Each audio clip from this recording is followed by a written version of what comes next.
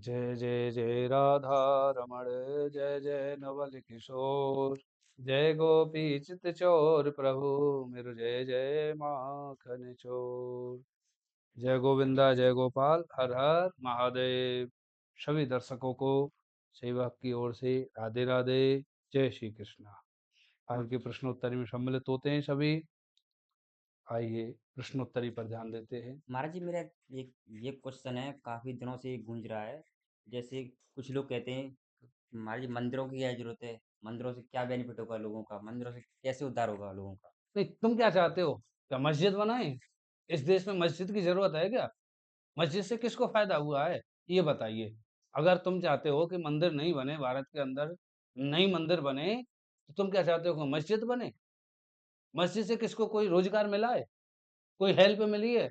Covid के अंदर किसी मस्जिद से हेल्प आई? किसी ने विधर्मी ने हेल्प की?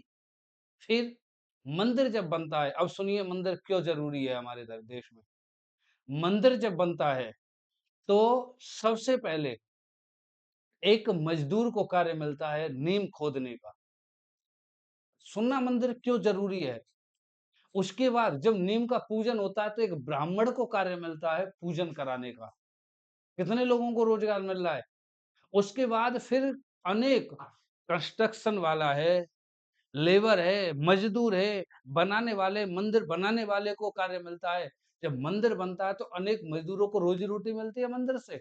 जब मंदिर का निर्माण होता है, मंदिर का जब निर्माण कार्य पूरा हो जाता है, उसके बाद फिर रंगाई वाले को कार्य मिलता है, पेंट करने वाले को कार्य मिलता है, उसकी रोजी रोटी उसमें से बनती है। जब मंदिर निर्माण हो जाता है तो फिर उसके बाद ब्राह्मणों को कार्य मिलता है उसमें। ठाकुर जी की विग्रह जब विराजमान होती है तो सेवा पूजा का कार्य, उनसे उनकी रोजी-रोटी चलती है, परिवार चलता है। मंदिर का जब निर्माण हो जाता है, तो वहाँ का आस-पास का वातावरण पवित्र हो जाता है। मंदिर का जब निर्माण होता है, एक फूल बेचने वाले को कार्य वहाँ मिलता है। आपने देखा होगा मंदिरों के बाहर अनेक फूल मालाएँ वाले बैठे रहते हैं कि नहीं बैठे रहते हैं? तो फूल माला बेचने वाले को कार्य मिला। मंदिर बनने से देखो, मंदिर बनने से मज़दूर को कार्य मिला, पेंट करने वाले को कार्य मिला, एक पुजारी को कार्य मिला, फूल बेचने वाले को कार्य मिला। और जब मंदिर बनता है, तो भोग प्रसाद बेचने वाले को, मिठाई बेचने वाले को कार्य मिलता है। मंदिर बनता है तो फल बेचने वाले को कार्य मिलता है। मंदिर बनता है तो टैक्सी वाले को कार्य मिलता है। मंदिर बनता है, अनेक यात्रियों को उसका लाभ होता है। कौन कहता है मंदिर नहीं बनना चाहिए? मंदिर बनता है तो हवाई जहाज के माध्यम से लोग आते हैं, उनको कार्य मिलता है। अगर ऊंचाई पर है तो रोपवे आदि का निर्माण किया जाता है, बनाया जाता है, उसको कार्य मिलता है। मंदिर से अनेक स्रोत चलते हैं, अनेक हजारों लोगों के परिवार पलते हैं। ये हमारे अकेले एक मंदिर की सामर्थ्य है। तो कोई को पूरे भारत के अंतर्गत बता सो कि किसी मस्जिद से किसी को कोई रोजगार मिला हो। बताओ किसी मजदूर को मिला है, किसी को फल वाले को मिला, किसी फूल वाले को मिला। वहां है ही कौन जिसके लिए फल फूल जाए। इसलिए मंदिर जरूरी है इस भारत के अंदर। मंदिर है तो मेरा गोविंद है। क्यों है? क्योंकि मंदिर आस्था का प्रतीक है, मंदिर श्रद्धा का प्रतीक है, मंदिर ध्यान का केंद्र है। आज जो लोग मार्ग से भटके हुए वो मंदिर में जाते हैं, भगवान को देखते हैं, एक पल के लिए उनकी भी आस्था जागृत होती है, उनका भी ध्यान केंद्रित होता है, उनका भी मन भगवान की ओर खिंचता है।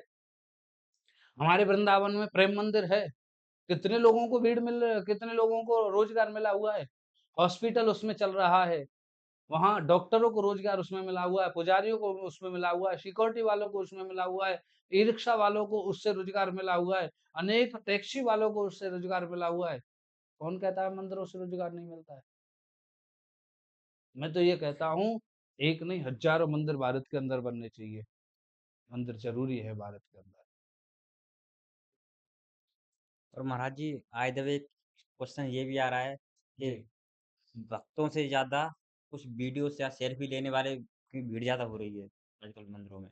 देखिए, इस सोशल मीडिया का ज़माना है, ये सोशल मीडिया का ज़माना है। मैं उन लोगों को भी सचेत करना चाहूँगा, सजग करना चाहूँगा कि आप मंदिर में जा रहे हो, मंदिर में सेल्फी के चक्कर में मत जाइए। आप सज-धज करके मत जाइए, वहाँ श्रद्धा का स्थान है और साधना का स्थान है, वहाँ श्रद्धा से साधना के लिए जाइए। आप श्रद्धा से साधना के लिए जाओगे, एक बात बता दें हम आपको, अगर आपके गले में तुलसी की माला है, तो किसी दुष्ट की नज़र आपके ऊपर नहीं पड़ेगी, उसकी नज़र झुक जाएगी और आपके गले में अगर चेन सोने की चेन पड़ी है, तो एक चेन काटने वाले की नज़र आपके गले पे जाएगी। इसलिए सबसे पहले तो ऐसे स्थानों पर जाने से पहले आप अपनी रूपरेखा बल दिए, पहनाव बल दिए। क्या पहनाव पहन के जाते हैं सेल्फी के चक्कर में?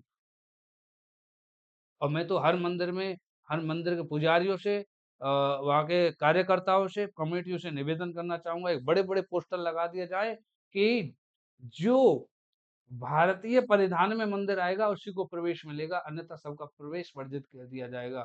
तब देखो कितने लोग अंदर जाते हैं। कोविड के बाद कुछ पुजारियों ने इसको लागू किया था कि केवल मंदिर में जब आओ, तो भारतीय वेशभूषा में आओ। तो लोग बागों ने कमेंट आए, "अरे! ये तो पुजारी तो बौखला गए।" बौखला हम गए या बौखला तुम गए हो? जो तुम ये भी नहीं पहचान रहे हमारी संस्कृति क्या है, हमारी मातृभाषा क्या है? किस दिशा में जा रहे हो आप? प्राच्य सभ्यता के पीछे दौड़ रहे हो, हैं? पिताजी को फादर बना दिया, माता जी मैया को मॉम बना दिया। किस सभ्यता की बात करते हो तुम? कहाँ जा रहे हो? पहले समझिए, वो साधना का प्रतीक है, रूप बदलिए, भेष बदलिए और तब वहाँ जाइए, आपको शांति भी मिलेगी, मन भी एकाग्र होगा, साधना भी जागृत होगी आपकी, भगवान भी मिलेगा आपको। सेल्फी लेने के लिए जाएँगे, आपको कुछ भगवान मिलने वाले नहीं है, वहाँ कुछ नहीं है, केवल पत्थर है वहाँ, साधन सेल्फी वालों के लिए और रील वालों के लिए। आज हमारे वृंदावन में आए दिन भीड़ हो रही है, इसलिए इतनी भीड़ हो रही है, रील के चक्कर में हो रही है, सोशल मीडिया के चक्कर में जेंट्स और लेडीज इतने पागल हो रहे हैं, हमारे वृंदावन का सत्यानाश करके पटक दिया। कितनी शांति थी हमारे वृंदावन में, अब पैर रखने को जगह नहीं मिलती है। इसलिए वहाँ आएँ, मंदिर में आएँ, वेलकम आपका, मोस्ट वेलकम। आप रूपरेखा बदल के आएँ, मन का भाव बदल के आएँ और साधना का स्थान है, केंद्र है, वहाँ आकर के साधना करें। महाराज जी आज का एक सवाल ये भी है, जैसे बड़े-बड़े पैसे वाले व्यक्ति हैं, वो कहते हैं हमको पुण्य की प्राप्ति नहीं होती और जी। महाराज जी जाते हुए ऐसे वो किसी और के सहारे से जैसे किसी ऊँट के ऊपर लद के जाना, चार धाम की यात्रा में जाते हैं जैसे किसी ऊँट के ऊपर या किसी और वाहन के ऊपर, किसी व्यक्ति के ऊपर जाते हैं, तो महाराज जी उनकी देख क्या बोलना चाहेंगे आप? देखिए, जो लोग यात्रा करने जाते हैं, पहली बात तो हमारे शास्त्रों ने सचेत किया है कि जब तक शरीर में सामर्थ है, जब तक तिजोरी की चाबी आपके हाथ में तब तक तीर्थ कर लो, दान कर लो। बुढ़ापा आते-आते तो ये शरीर रोगों का घर बन जाता है, फिर तीर्थ नहीं होते। फिर तो तीर्थ के नाम पर एक बहाना होता है। पहली बात तो परिवार के लोग बुढ़ापे में कहीं जाने ही नहीं देते। चले भी जाते हैं तो वहाँ पैसे कुछ लोग पैसे के बल पे लोगों के ऊपर गधे की तरह लाद करके जाते हैं। उनको क्या पुण्य मिलेगा? कोई 2-4% पुण्य मिलेगा उनको। पूर्ण पुण्य 100 में से 100% मिलने वाला नहीं है। क्योंकि जब शरीर में सामर्थ्य थी तब तो उन्होंने कोई यात्रा की नहीं और जब सामर्थ्य खत्म हो गई, फिर पैसे के बल पर आप यात्रा कर रहे हैं। कैसे आपको पूर्ण फल मिल सकता है?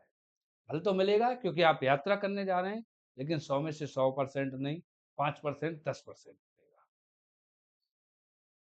इसलिए भैया हम तो एक ही बात कहें, ठाकुर जी को अगर फल अर्पण करना हो तो शुद्ध और ताज़ा करो, अच्छो करो। सड़ो गलो अर्पण करेंगे, तो ठाकुर जी फिर ऐसो ही देगो भैया। जैसे तुम भाव से वहाँ जाएँगे, जैसे स्थिति परिस्थिति में तुम भगवान के द्वारे जाओगे, वैसा ही फल तुम्हें मिल जाएगा। और कोई प्रश्न हो तो आप हमसे कहेंगे? हाँ, महाराज जी मेरा एक प्रश्न और ये भी है, जी। जैसे महाराज जी कोई व्यक्ति अपना पैसा 2 नंबर का पैसा है उसका, जी। वो किसी पुण्य धर्म में लगाना चाह रहा है, तो उसका महाराज जी फल मिलेगा या फिर कि कुछ नहीं मिलेगा? देखिए, कर्म से बड़ा हेतु होता है। गीता जी में इसका वर्णन है। गीता जी में वर्णन बताया है। आप क्या कर्म कर रहे हैं? और फिर उसके पीछे सेंस क्या है आपका? हेतु क्या है? मैं सबको ये नहीं कह रहा कि आज से 2 नंबर का काम करो और दान पुण्य करो। 2 नंबर के पैसे से कभी दान पुण्य नहीं होता है, पहली बात तो। हुँ, आप ये चाहें कि हम इधर 2 नंबर का करते रहें, उधर दान करके और हम फ्री हो जाए, ऐसा नहीं हो सकता है। गीता जी में कहा है कि जो आप कर्म कर रहे हो उसके पीछे हेतु क्या है, उद्देश्य क्या है? आपके कर्म से बड़ा आपका हेतु है, उद्देश्य है। इसलिए उस समय आपका उद्देश्य मायने रखता है। और कोई प्रश्न आपका? नहीं, नहीं महाराज जी, बस आज आज कोई प्रश्न नहीं मेरा, बस ये 3 ही प्रश्न थे, जी। एकदम संतुष्ट हो गए। ऐसे ही सुंदर-सुंदर आपके भी अगर कोई प्रश्न है, कोई समस्या है, तो आप हमें कमेंट के माध्यम से बता सकते हैं और ज़्यादा से ज़्यादा इन वीडियो को शेयर करें, लोगों तक पहुँचाएँ ताकि वो भी लोग सनातन धर्म के प्रति जागरूक हो सकें। जय गौ माता, जय गोपाल, जय श्री राधे, जय श्री कृष्ण।